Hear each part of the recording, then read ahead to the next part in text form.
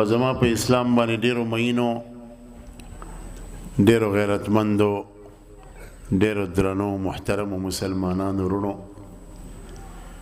او د مدرسې په چاردیوارۍ کې تشریف فرما ډیرو معززو خویندو میندو او د دین ډیرو پاکو طالبات او محترم معلمات، زه خپل سعادت ګڼم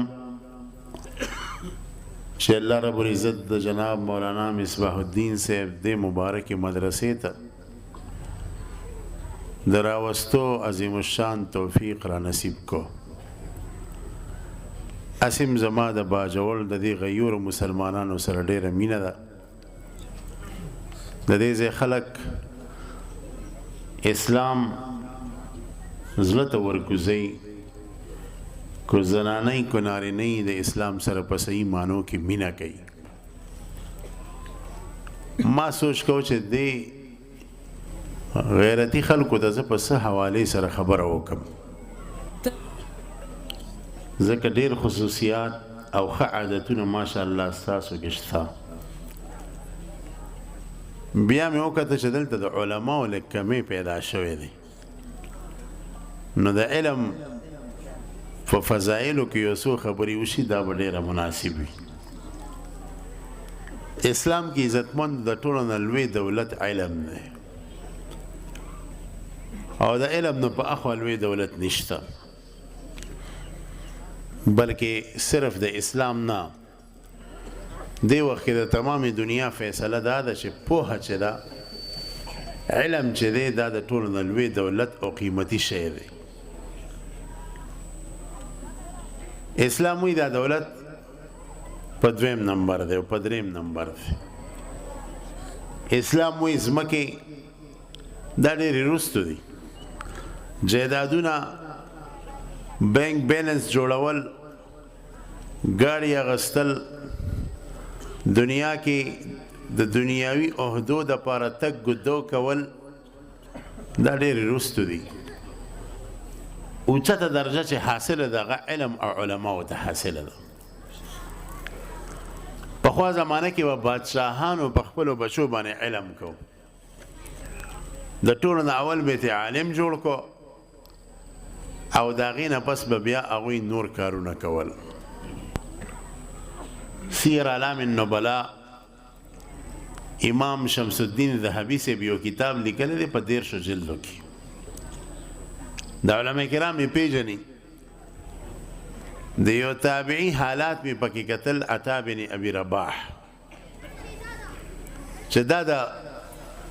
خپل زمانه یو مایناز مجتهد دی. د خاندانی حیثیت نو او د وجود خایس هم نو، د خایس او د ښکلا علم و علم. صاحب د کتاب لیکي چې د مکې مکرمې د یو بوډۍ ښځې غلام او بدني حیثیت یې دا و چې تک تورو لکه د تبخي په شان سکار کسکر تورو او په خپه باندې ګوډو، یو لاس یې اوږد او بل لاس یې لنډ و او دا شونډه مې چې رابندې کړه نو مخامخ به 3 شونډې ښکارېدې، یو بل د پاسه به راپرېوتې، دونه غټې غټې شونډې وې. امام ذهبي صاحب د ده د پوزې مثال د چقندر سره ورکړی. چقندر پیژنئ؟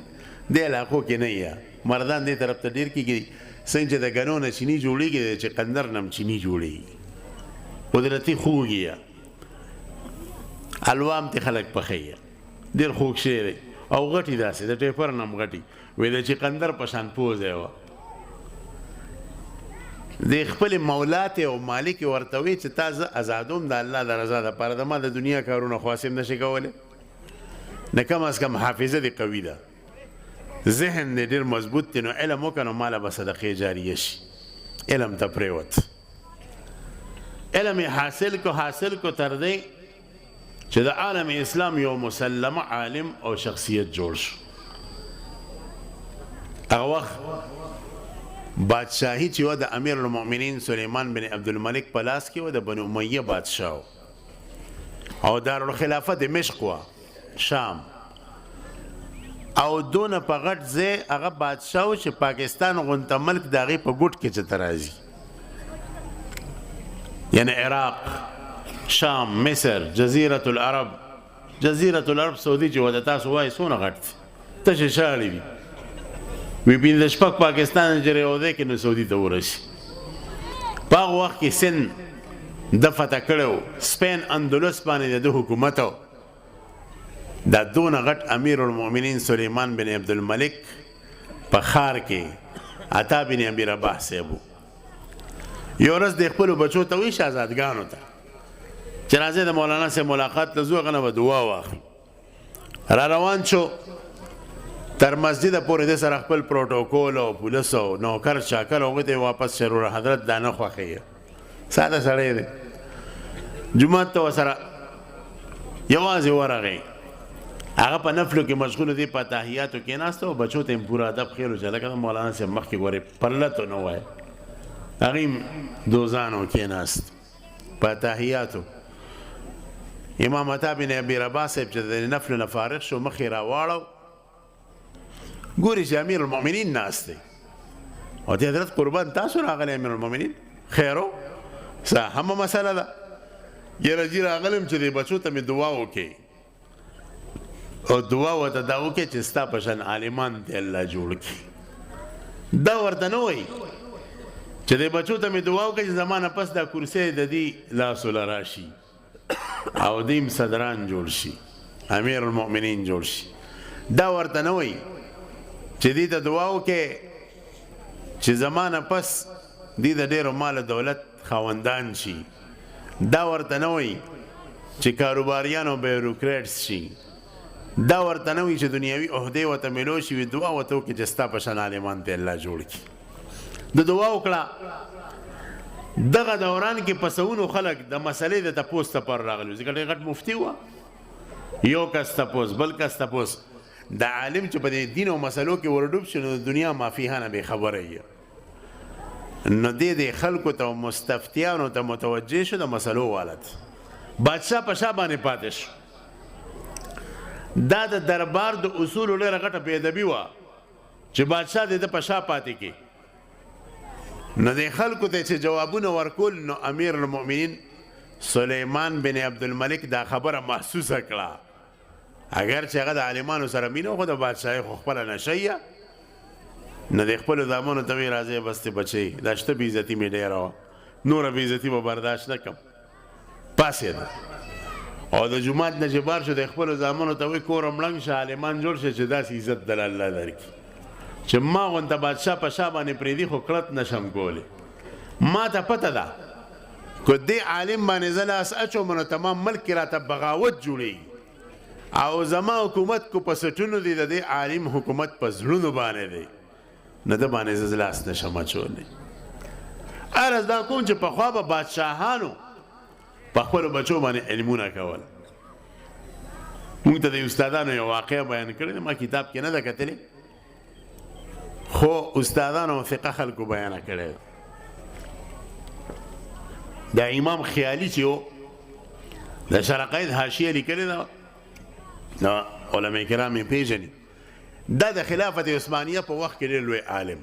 خلافت عثمانیه 600 کاله وه او دا د مسلمانانو یو مضبوط بلاک و دا مصر شام جزیرة العرب تر یورپ پورې دا خور ور پروت و او 600 کاله د اسلامي جنډه پورته کړې وه او اسلامي نظام یې قایم کړی و د انصاف او فقه حنفي پکې رایج شو علامه خیالي صاحب به چې کله دا مونځ پړاو نو ده پسې به بادشاه م ودرېدو او وزیر به م ورپسې ودرېدو او دا سرکاري خلک به م ورپسې ولاړو د اختر په مونځ کې تاسو ته پته د اختر مونځ کې لوی عالمانو جامع مسجد ته خلک زور کوي نو اختر ته چې یو څو ورځې پاتې شوې تاسو ما ته توجه ده که دا کم واړه چې شور کوي درخواست دي ته دا دی یو لوی چې دی چپ کړي بلکل دی خوا ما ته به ګورئ خوا دی خوا به نه ګورئ عرض دا کوم چې علامه خیالي صاحب پسې د بادشاه د اختر نه یو دوه درې ورځې مخکې استازی راولېږو موږ ورته استازي وایو پته نه تا ورته څه وایې استازی که نه استاد یې ورپسې رولې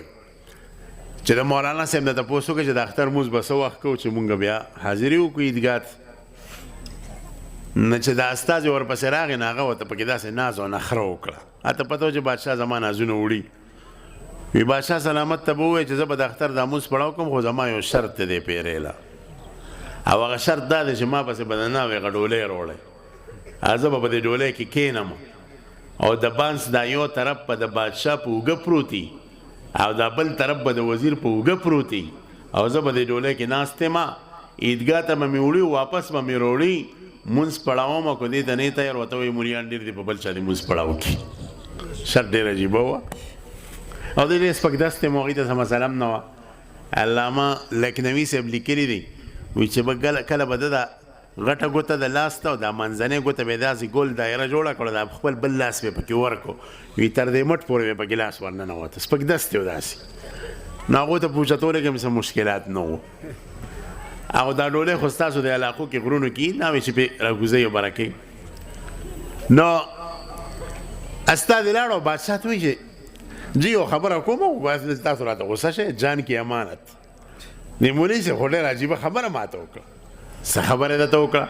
وایي چې ما پسې به د ناوې ډولۍ راوړی او بانس یو طرف به بادشاه اوچت کړي او بل به وزیر بادشاه په مسکا شو او د خپل وزیر ته وایي چې لکه زه د علامه خیالي صاحب پېژنم دې سړی کې تکبر نشته الله والا سړی دی زه خو دې خدمت ته تیار یم ستا څه خیال وزیر ورته وایي باچا صاحب چې ته ورته تیار یې نو زه د کم باغمولی ټیپر یم زه هم تیار یم بس د اختر په سر به ورځو د اختر سار شو دی لاړ ډولۍ وړه مولانا صاحب په خپل شان کې راووته د کوره په ډولۍ کې کېناست دوی سره ملو شو اوس اوږې ته بادشاه هغه بانس وخېژو او وزیر بانس وخېژو او روان دی او په زرګاو خلک لار کې استقبال کې ولاړ دی یو بل ته وایي علم دی ته وایي ښه ودې که ته مال یې ځان ته ښکته کو بادشاه یې ځان ته ښکته کو وزیر یې ځان ته ښکته کو یاره زه به د خپل بچي نه عالم جوړم یاره زه به د خپل بچي نه عالم جوړم عیدګاه ته لاړ مونځ یې پړاو د مونځ نه پس په هغه اندازې واپس کور ته راوړ بل کال چې د اختر د مونځ وخت راغی بادشاه بیا استادې راوړېږو چې جی بیا به ډولۍ راوړو که څه بله طریقه به راته ووایه علامه خیالي صاحب ورته نه د ما خپلې خپې ټیک دي زه به راځم په خپله به راځم په هغه کال یې مونځ پړاو کړه د مونځ نه پس د سلطان ته وایي بادشاه ته چې سلطان محترم تاسو خفه نه شئ په روز کال چې ما کم کار کړی الله د تکبر نه زه ساتلی یم ګورئ خو هغې کې یو راز و او راز دا و چې ستا د سلطنت د خلکو توجه د دیني علم نه اوړېدلې وه دنیا طرف ته تلې وه نو ما دې ته دا خبره خوله چې د علم څونه اوچت عزت دی او د دې واقع برکت دا و چې په روز کال زمونږ په مدرسه کې 2000 طالبان او نو څه کال 8000 طالبان دونه سیوا شوي نه الله علم له چې کوم عزت ورکړی دی دا په بل څه کې نشته د دې وجه نه رسول الله صلی الله علیه وسلم فرمایي چې د عالم فضیلت په عام صالح مسلمان باندې ګوري چې عبادت گزاري تهجد کوي 15 وخته مونځ کوي خو چې عالم نه وي د عالم فضیلت په دغه مسلمان داسې دی لکه د 14 سپومې اوچتوالی چې په عامو ستورو دی دا 14 سپومې چې کله اسمان کې ښکاره شي وروڼو تاسو ګورئ ډېر پکې ستوري نه ښکاري دا مدم ستوري دا پکې بیا ورک شي دونه زیاته رڼا یې د 14 سپومې او حضرات محدثینو دلته یو نکته لیکلې ده چې پیغمبر علیه السلام د عالم مثال د نور سره ورنکو د 14 سپومې سره ورکو دې کې څه راز دی وی یو راز خو پکې دا دی چې دا سپومې رڼا د ځان نه پیدا کېږي دا رڼا د نور نه راکاږي د ساینسدانانو تحقیق هم دا دی چې دا سپوږمۍ نور ته مخامخ شي نو رڼا ترې راکاږي د نور په دې تپش کې ټنډک پیدا کړي دقه رنګې عالم به د ځان نه خبره نه کوي څنګه چې دا سپوږمۍ د نور نه رڼا راکاږي عالم به خبره د قرآن او د حدیث ته منځ نه کوي د ځان نه به خبره نه کوي د ځان نه خبره کول خو اسلام کې جرم دی دې ته بدعت وایي دا ناروا دي نه عالم به هغه چې د کتاب او د سنت خبره کوي او دویمه وجه دا ده چې د نور نه هر څوک استفاده نشي کولی تاسو په اوړي کې 12 بجو ټایم کې د نور ته 15 منټ هم نشئ کتی نه ورته سملاستې شي نه ورته کېناستې شي ځکه سړی سوځي کو ستا نظر تیز مې ډېر خو د انور شواګانې پې نورې تېرې دي ته چې ورته 5 منټه وګورې سترګې به دې خیره شي ړوند به شي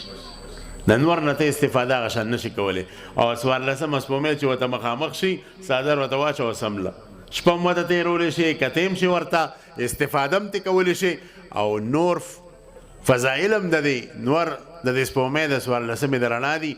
د میوو کې میټاس دا راولي میوو کې نما دا راولي ډېر فواید دي نه دقه رنګې د عالم وجود هم داسې دی چې د ده نه ته استفاده کولی شي د ته په اسانۍ باندې رسېدی شي وي ځکه پیغمبر علیه السلام د عالم مثال د نور سره نه او د 14مې سپومې سره ورکړو نه علم اسلام کې ډېر غټ احترام لري عزتمند یو سړی که وایي چې زه ډېر غریب یم د غربت د لاسه زه په خپل بچي علم نشم کولی د ده دیاړی ته ناست یم د ده مزدورۍ ته ناست یم که دی رانه مدرسې ته لاړو نو زه به څه خورم ما له به مزدوري څوک کوي واورئ زه د پلارانو ته هم ویم زه دغه محترمو میندو ته هم ویم چې به بچو علم وکړئ قسم په الله چې ستاسو په رزق کې به برکت راشي امام ابو یوسف رحمت الله علیه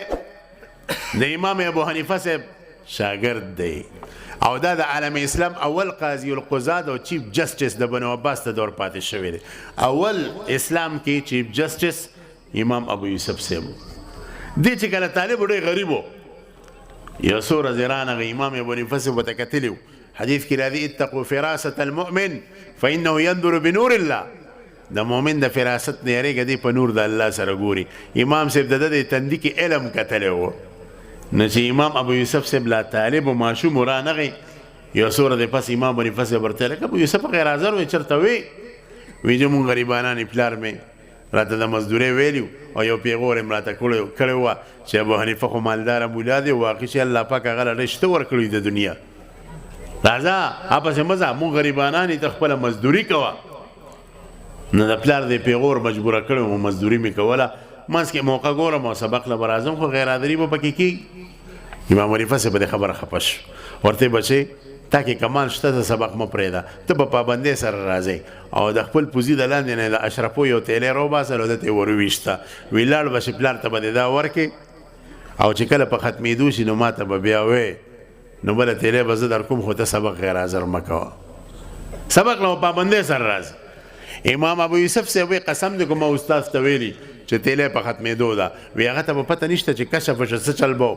اندازه به ورته وشو نه بله تیلی بیا راته راویشته چې پلار له دا ورکړه خو هلکه ګوره ته غیر حاضري ونه کړي سبق او سبق یادوه وی تر دې پورې چې اغنان الله تعالی موږ د امام ابو حنیفه صاحب په هغه پیسو مالداره کړو او ما علم وکړه دغه د استاذ په برکت نن زه قاضي القضات او چیف جسټس یم غربت زما په لاره کې حایل او معنی جوړ نه شوه او زه عالم جوړ شم که ته وایې چې مالداري دا د علم دپاره معنی ده دا به هسې خبره ته وایې د ما کاروبار به څوک سنبالئ ځمکې به څوک سنبالئ دا دونه دوکانونه به څوک سنبالئ قسم دی کوم عزت چې په علم کې پروت دی دا په بل هېڅ شي کې نشته د دې امام ابو حنیفه صاحب بل شاګرد دی امام محمد رحمت الله علیه دا د مالدار پلار شاګرد پلار یې لوی تاجر و دې ماشوم و ګیرې لا نه ورغلی پلار امام ابو حنیفه صاحب له راوست ورته مولانا صاحب زما د بچی علم کول غواړي ستا په حلقه د درس کې به ناست هغه چې ده ته وکتو د ده لا ګیرم نه و ماشوم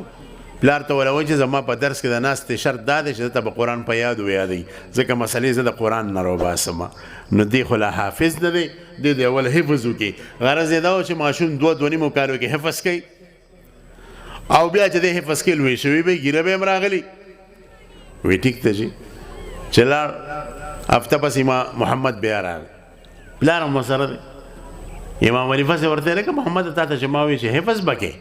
ته خو یو هفته تېره شوه رالې وی جي الحمدلله په یو هفته کې مې دننه د قرآن 10 سپارې یادې کړې دونه مضبوطه حافظه وله الله ورکړې نو بیا ته امتحان امام ابو حنیفه صاحب واغستو چې ممتحن امام صاحب غونته شخصیت یې دغه د امتحان نه به څوک پاس شي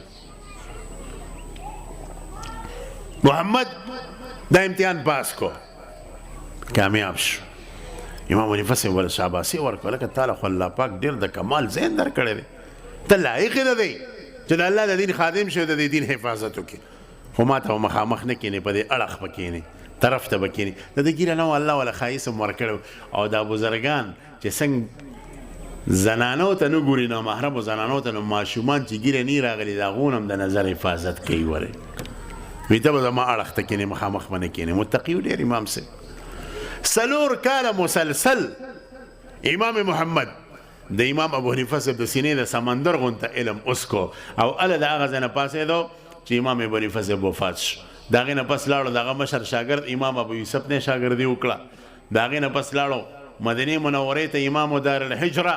امام مالک صاحب نه موطا وویله د حدیث ته وویل بیا د هغې نه پس لاړو خراسان ته د امام عبدالله بن مبارک نه حدیث زده کړو یو جامع ترین شخصیت جوړ شو په خپله فرمایي ما ته د پلار نه په میراث کې 13,000 اشرفې پاتې شوي دي